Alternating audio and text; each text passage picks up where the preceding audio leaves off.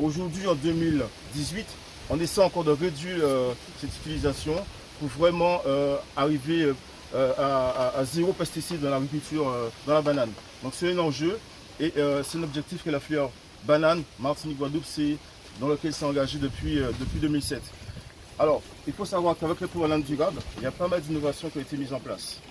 À la fois pour l'utilisation des vitroplans, la mise en place des jachères pour réduire les nématodes, l'utilisation de plantes de service pour réduire l'utilisation des herbicides, pour augmenter, régénérer la fertilité des sols avec la flore microbienne. Donc tout ça a été mis en place avec le premier plan en banane durable. Ça avait déjà été anticipé dès la fin 2007, dans les années 2005, avec la mise en place des pièges à charançon, dans les années 2005, avec le CIRAD.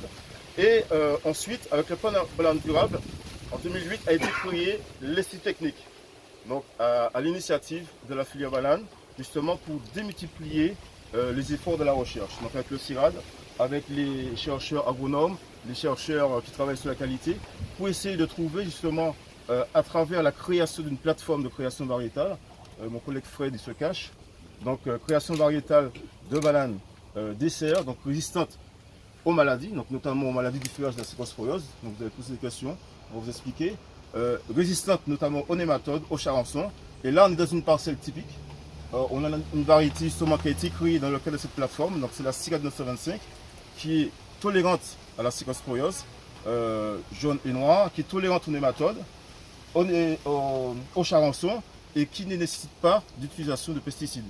Donc là on est vraiment dans le thème, dans la thématique de l'agriculture durable.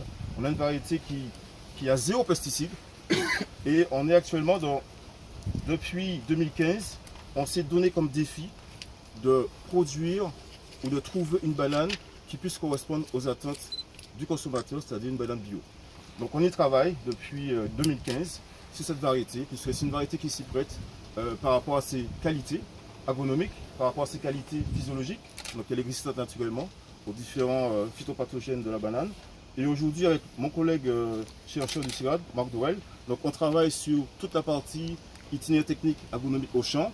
Avec mes collègues du CIRAD aussi en qualité, on travaille sur la partie qualité pour voir si la banane elle est commercialisable, si elle est au niveau process de maturation, on peut la mûrir et correspondre aux attentes du consommateur, consommateur lambda. Donc je vais passer la parole à Marc qui va vous parler un peu de la partie technique. Bien, là, on pourrait vraiment produire sans intrants chimiques. Et là, il y a quand même un certain nombre de verrous à lever pour arriver là. Hein. On n'est pas encore au bout du chemin. Il y a un certain nombre de verrous. Le principal, c'est de supprimer les traitements contre la cercosporiose, les traitements sur le feuillage. Et ça, pour ça, on a besoin de variétés qui sont soit résistantes, soit partiellement résistantes, comme cette variété-là. Donc, cette variété est très intéressante dans ce sens-là, parce qu'elle présente cette caractéristique de résistance partielle. Mais ce n'est pas le seul verrou qu'on aura à lever si on veut aller vraiment vers le bio. Et notamment, il y aura aussi les aspects de la fertilisation, parce qu'en culture bio, il faudra fertiliser avec des fertilisants organiques et non plus des engrais de synthèse.